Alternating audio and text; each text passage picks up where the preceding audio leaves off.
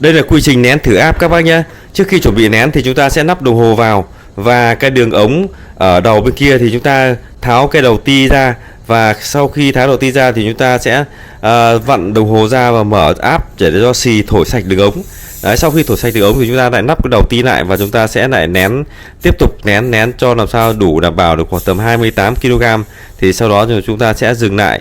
Đó, dừng lại và chúng ta để thử sau khoảng 24 tiếng giờ đồng hồ. Sau đó chúng ta sẽ đi kiểm tra lại và xả áp các bác nhá.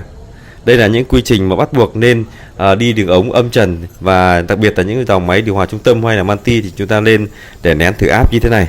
Đó, các bác thấy những video này mà thấy hay và bổ ích thì các bác hãy follow kênh và chia sẻ để nhiều người biết đến nha các bác nhá. Xin cảm ơn các bác rất là nhiều ạ.